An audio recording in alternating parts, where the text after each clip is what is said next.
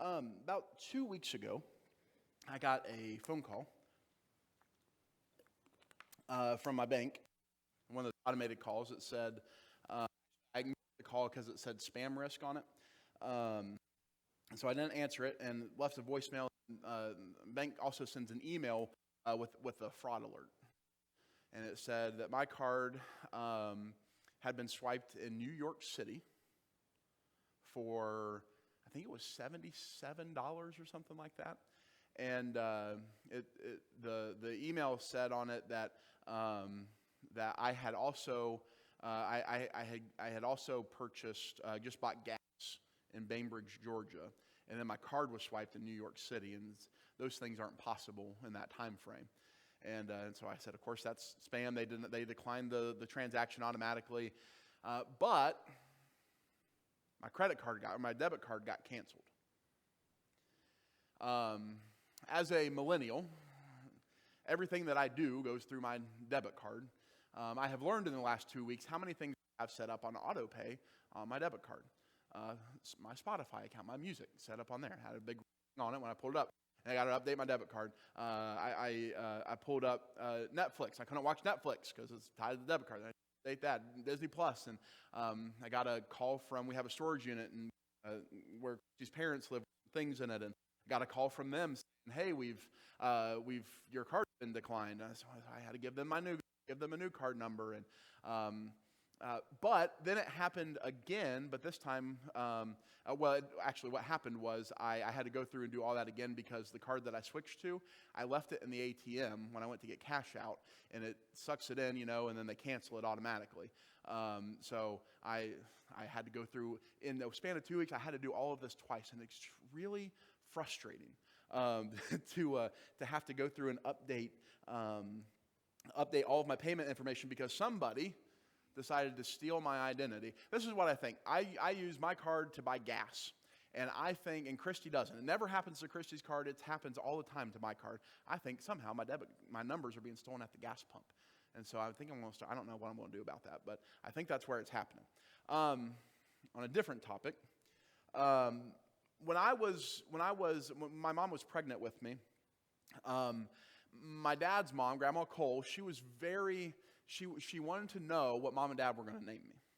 They were just incredibly persistent. If you know Grandma Kohl, you know that when she gets a scent of something, she's not going to let go until she sees it through. And she wanted to know. Mom and Dad weren't ready to tell anybody yet what they were going to name me. So Mom, being who my mom is, she told Grandma, I believe the name, she says, if it's a girl, we're going to name her, I don't know if she specified the gender, but she said, we're going to name the baby Pixie Mordecai Kohl. And you can just imagine how Grandma Kohl reacted to that. Pixie, what if it's a boy? What if it's a girl? Mordecai and Pixie mixed together. And she was all up in arms about this name that my mom put. And could you imagine a child, me standing before you this morning, Pixie Mordecai Kohl? I have a theory that the names that we give to children play a little bit into their future. When I was in high school, Texas Hold'em poker became a real popular thing, and they started showing it on ESPN. And I wasn't allowed to watch it because we're a good Church of God family.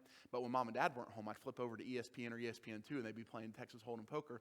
And I learned how to play Texas Hold'em poker watching ESPN. But there was this guy there who was really good, and if you've ever have paid any attention to it, his name was Chris Moneymaker. And he was the best Texas Hold'em player at the time. And his last name was Moneymaker. I can't believe, except that he was supposed to make money somehow in his life. But you can probably think of people who their name seems to have dictated a little bit of what they were going to become. And I don't think Pixie Mordecai would have turned out so well. Would you have married somebody named Pixie Mordecai? Yeah, she said sorry. We were real questionable on Richard William. But I was named after both of my grandfathers. Richard is my mom's dad. William is my dad's dad. And I was named after both of them. But you know what? I really question about whether or not I was going to tell you this because it really, really bugs me. Really don't like it. When I was I think I was in third or fourth grade, and I was riding the bus to school, and kids would make fun of me. There was a new commercial on TV.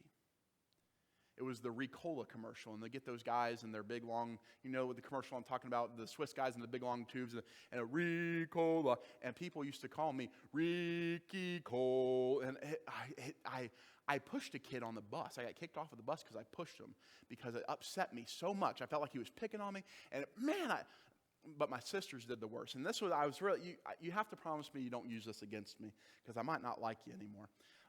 My sisters, my grandpa, Richard, he goes by the name Dick. And my other grandpa, William, he went by the name Bill. And so my sisters thought it's funny. They called me, Grandma McCoy called Grandpa Dickie Doo. That was her nickname for him.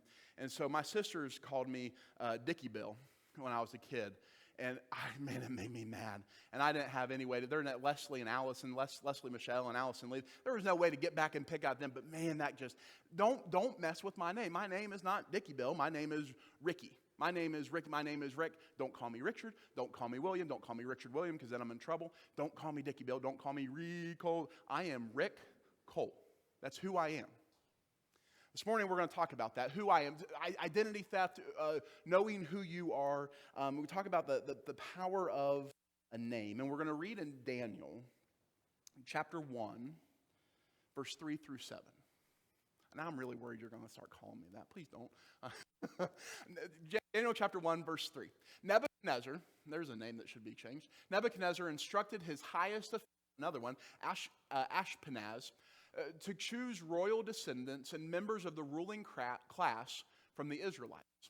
Good-looking young men, without defects, skilled in all wisdom, possessing knowledge, conversant with learning, and capable of serving in the king's palace. And so this was a common practice. Nebuchadnezzar and the Babylonians had stormed into Jerusalem. They conquered the city. And the way that exile works is that the king would send his official in, and all of the good people would get picked out and brought to his palace. And so you have your top of the tops, just what was mentioned here, the handsome ones, the smart ones, and the ones with some pizzazz to them, ones that are real, just charismatic, the ones you want to be around. And we all know those people who are good looking and smart and that are neither, but they're a lot of fun to be around. And the king wants the best of the best, and he picks them out.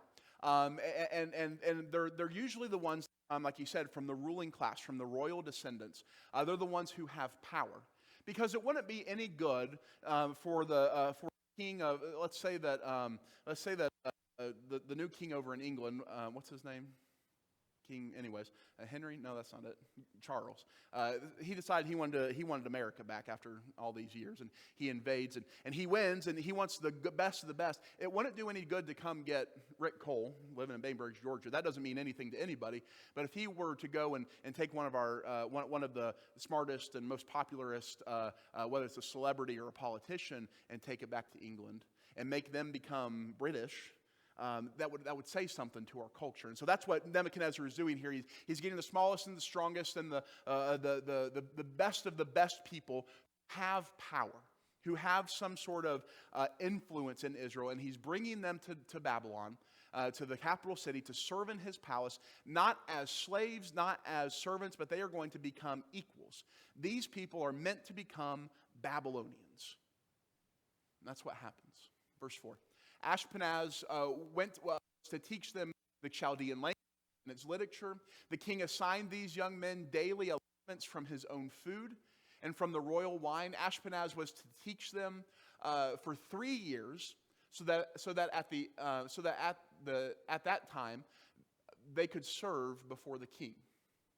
Among these young men from the Judeans were Daniel, Hananiah, Mishael, and Azariah.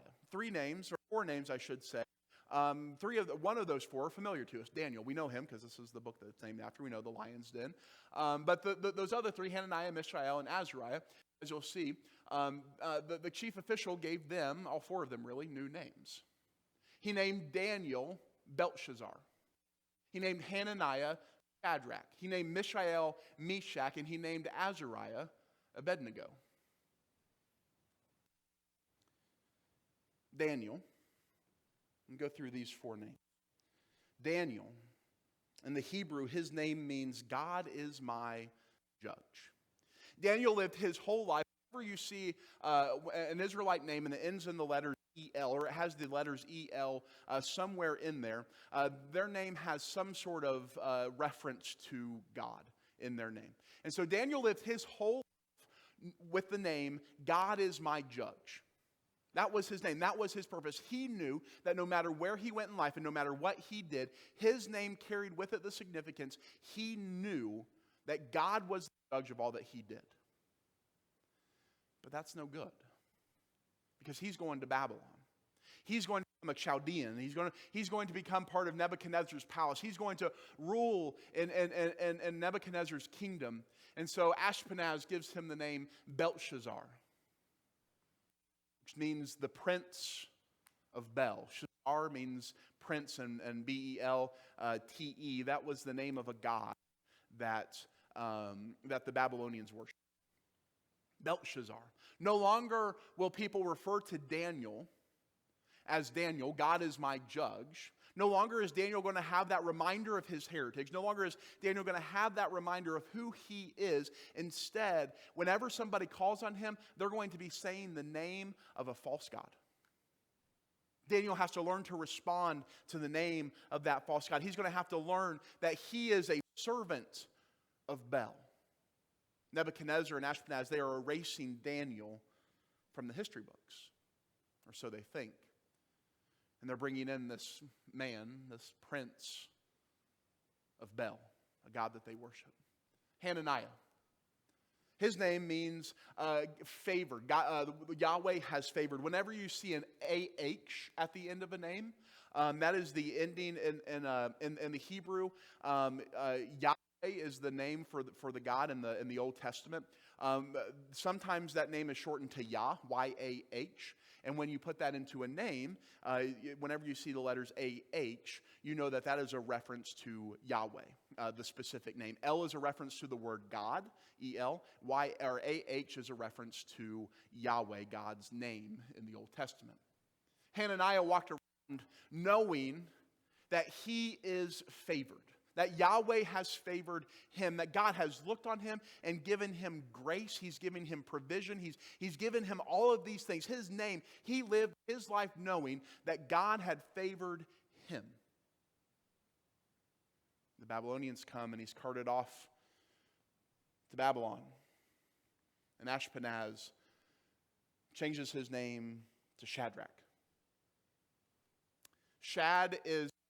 Rak is the name of the sun god. Shad means king. And so someone who had known themselves as the favored one of God, someone who had spent his whole life knowing that God has favored me, gets to his exile, gets to his new place where he's supposed to be, and his identity becomes wrapped up in this other false god.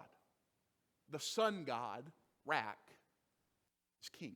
The sun god is king. No longer is he favored by God. Now his name worships the God of the sun. With Mishael. Mishael spent, again, the E-L there at the end of his name. Mishael spent his life living his life knowing that nobody else compared to God. Who could compare to God? Nobody else compares to God. There is no one beside God. His name is literally worshiping God. No one compares to you. His whole life spent knowing this name, and he gets to Babylon. And Ashpenaz changes his name to Meshach. A similar sounding name, Mishael and Meshach, a similar sounding name, but it's changed to worship the god of Venus. Shach is the god of Venus, the star in the sky. I don't know how they know specifically they were looking at Venus when they assigned a god to that one, but that's who God is. And so Ashpenaz says, no, it's not Yahweh that you're worshiping anymore. It's not Yahweh that you're saying is incomparable. Instead, we're worshiping this star that comes in the sky at certain times of the year. Nobody compares to that star in the sky. You don't get to worship God. Your name now worships Venus. Azariah, the one whom Yahweh helps. He spends his life knowing, my name reminds me that God helps me. My name reminds me that whenever I am in trouble, whenever I need God, whenever I need to go where God is, whenever I find myself stuck, Yahweh is the one who helps me. And he gets to Babylon, and his name is changed to the servant of the fire god, Nego, or at the beginning of Nebuchadnezzar's name, Nebo. That is referring to the fire god of Babylon. He is the god of everything that burns. Is Nego or Nebo. And so Azariah's name is changed to a servant of the fire god. When people call on him, no longer are they reminded that Yahweh is their help. Instead, they're reminded to worship the God of the fire. Which isn't it interesting? It's not really in my sermon notes, but isn't it interesting that Abednego's name is changed to the fire god, and just a few chapters later we see that who the God of the fire is, as they're thrown into the fire pit, or into the furnace. And God shows up, Yahweh shows up, walking around in the fire.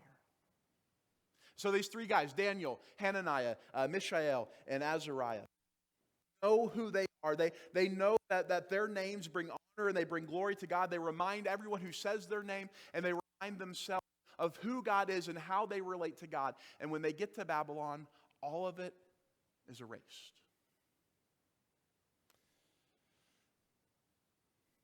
Who are you? Who are you?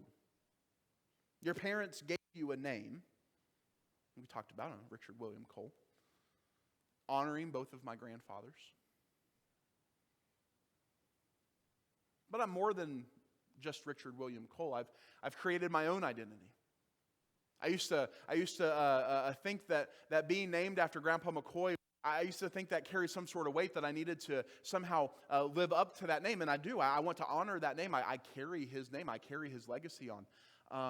But I don't have to live the life that Dick McCoy has lived. I get to bring honor to his name by creating my own identity in who I am.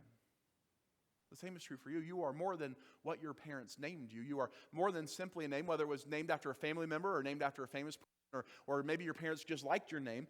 You are more than just that name. We talk about in our home, we talk about what it means to be a Kohl. And when you become a part of our family, whether it's through adoption or it's being placed in our home, we talk about what it means to live in this house. If you live in our house, you are a Kohl. And we talk about what it means to live into that. That even if you don't have our last name, there are standards that we live by, that we live up to, that we want to hold up.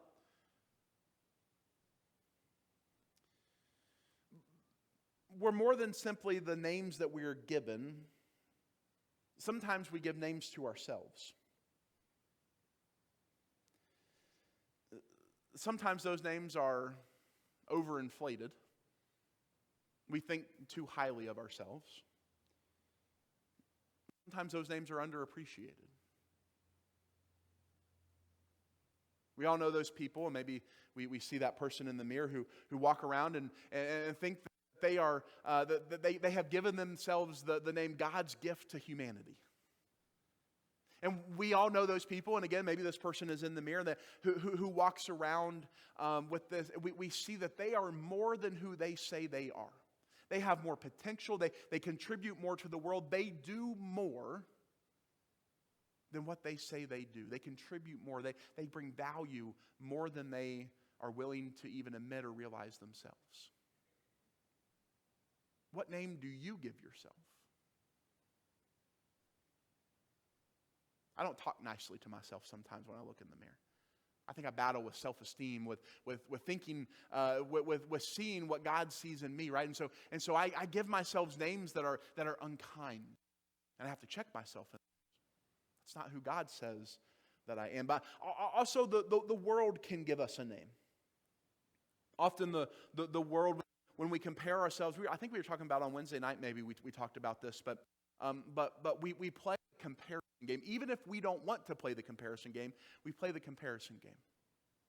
Whether it's comparing our yard to our neighbor's yard, or our family to somebody else's family on social media, or comparing the car that I drive to the car that somebody else is driving, or the things that somebody else does compared to the things that I do. And I would imagine, I'm projecting on you, but I would imagine if you're like me, that we play that comparison. We know that the world is going to assign a name to us. And I don't want to be called loser. I don't want to be called not good enough. I don't want to be called, I might call myself that, but I don't want you to call me those things.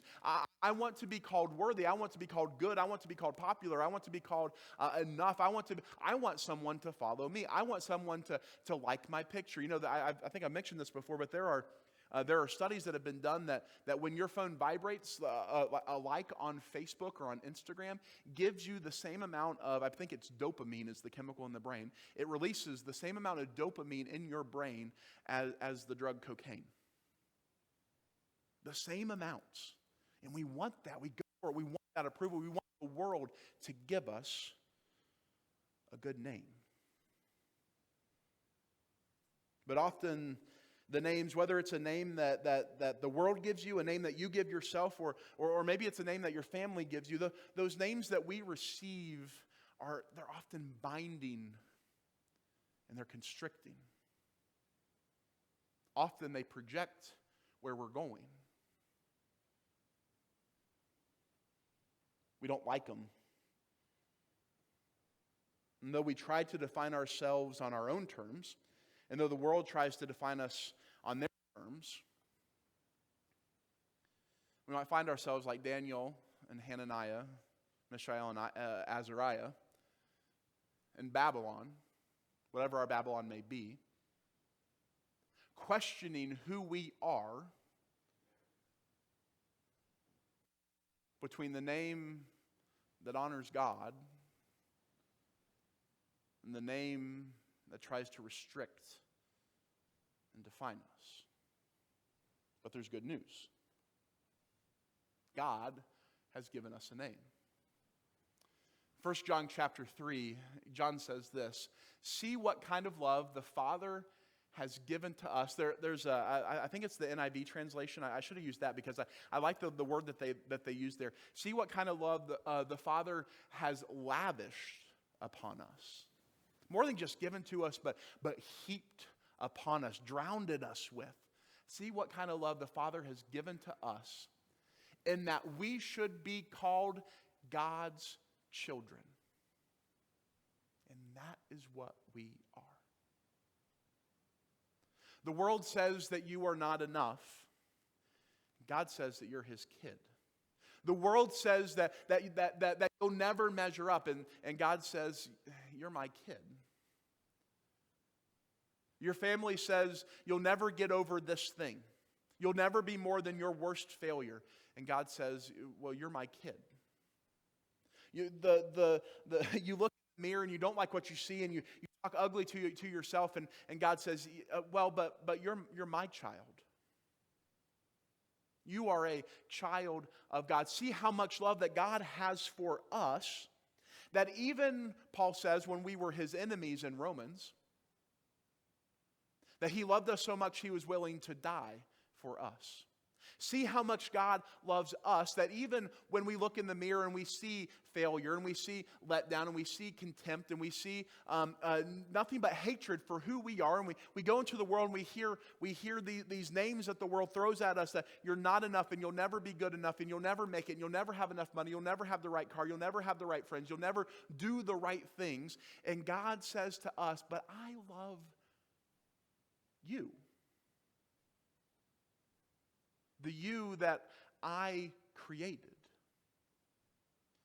The you, He says in Jeremiah, He says in the Psalms, that I knit together in your mother's womb.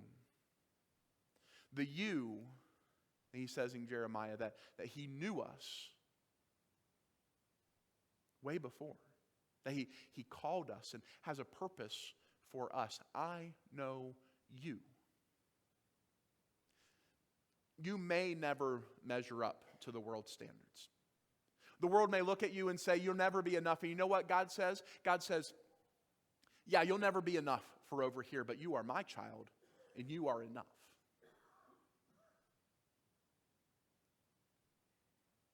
See what kind of love that God has lavished upon us, that we should be called His children. That last line is the one that always gets me. Because that is what we are. You see, when Nebuchadnezzar signed the law that said that they were only allowed to pray to him, Belshazzar remembered that he was Daniel and only God could judge him. And so he prayed. And when he was found guilty of the crime, admitting his guilt, and when he was found guilty of the crime and thrown into the lion's den, he knew that God was his judge. He knew he was not a prince of Bel. He was not Belshazzar. He was Daniel, and God was his judge. Even though the king condemned Shadrach to the furnaces, even though when everybody else bowed down, Shadrach chose to stand with his two friends and not worship the statue that was made. Shadrach remembered that he was Hananiah. He remembered that he was the one favored by God. Though he was cast into a fiery furnace, though his very life was at risk, though he did not measure up to what Nebuchadnezzar demanded of him, he knew that God favored him, and that was all that mattered.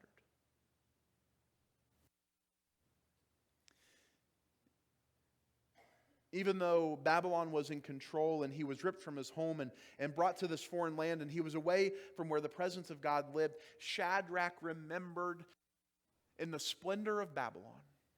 Babylon's one of the ancient wonders of the past world. Even in the splendor of Babylon and their gods, Meshach remembered that he was Mishael. There was nobody that compared to God. And even though they were thrown into the fiery furnace, Abednego remembered that he was Azariah.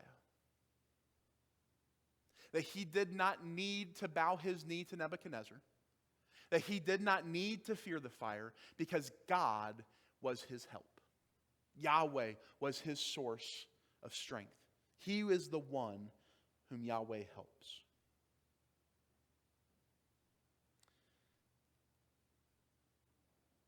I think what I see in Daniel and Hananiah, Mishael and Azariah, I kind of feel bad that we call him Shadrach, Meshach, and Abednego, but Daniel gets to keep his name. The Hananiah and Mishael and Azariah, Daniel, I think that they knew, I think they knew that it's not about who you are, and it's about whose you are. It's not about who the world says you are, or what you say to yourself in the mirror, or what others try to define you as. What's most important is who you belong to. Have you surrendered your life to God? Have you allowed Him to define every step of your way? Whether it's defining for you what success is, even if success by God's definition is failure in the eyes of the world. Have you allowed God to define who you are? Because you belong to Him.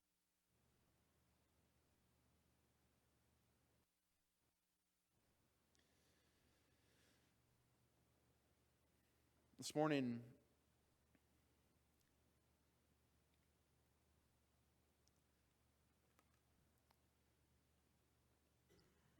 we find ourselves in a world that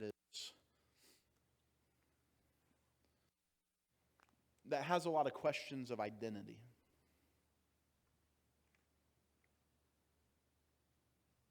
Who am I? What is how will I define myself?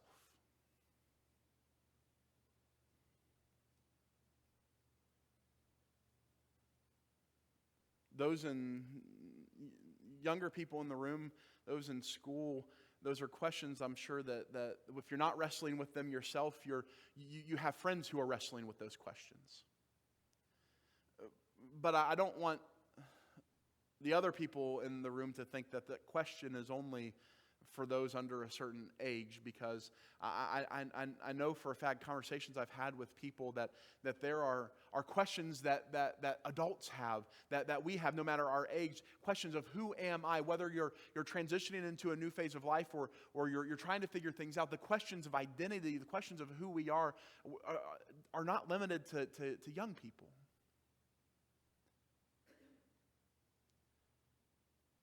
And I want this morning to release you from the burden of having to define who you are.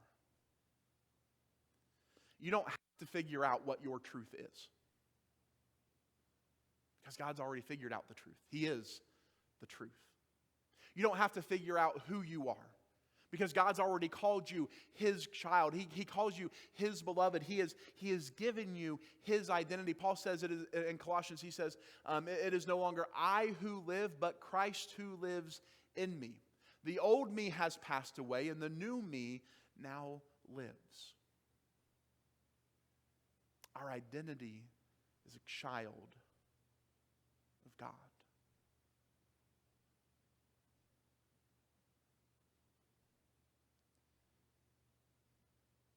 We don't have to question who we are anymore. All that's required of us is that we surrender to the one who says who we are. I think of Peter. I'll close with this. I think just now of Peter.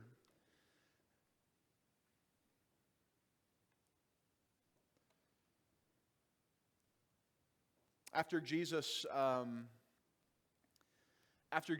has driven the crowd away with one of his hard sayings, Jesus turns to his disciples. I think Jesus was maybe even distraught in this moment, because he speaks the truth to the world, and the world turns and walks away saying, "Who is this man? Who can bear this saying?" And I believe it's in the story where Jesus says, "If you want to follow me, you must eat my flesh and drink my blood." And the crowd walks away, and Jesus turns to his disciples and he says, "Where are you going to leave as well?" Peter says, "Teacher, Rabbi, where else would we go? You have the words of life." Jesus looks at Peter and he says, Peter was going by the name Cephas at the time. Or maybe it was Simon. I got that backwards. He looks at Simon, Peter, and he says, "You are Cephas, Peter, rock, and on this rock I will build my church." But then days, months, weeks later, Peter finds himself in the courtyard listening to Jesus' trial after he was arrested, and somebody notices him, and they say, "Hey, aren't you one of Jesus' friends?" "That's not me. That's not my identity." No. "Yeah, you are. I saw you with..." No. "That's not who I am." No, it's not. Cock-a-doodle-doo. Peter forgot who he was. And after the resurrection, Peter's gone back to his old identity, who the world says he was, a fisherman.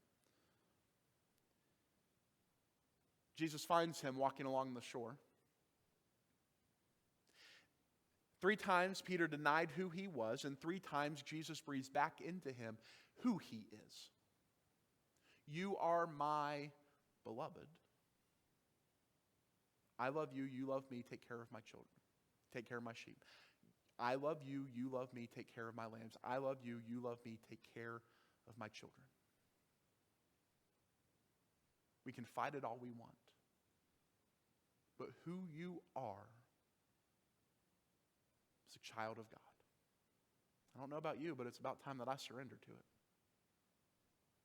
because that is who we are. Chrissy's going to come and lead us in I Surrender All.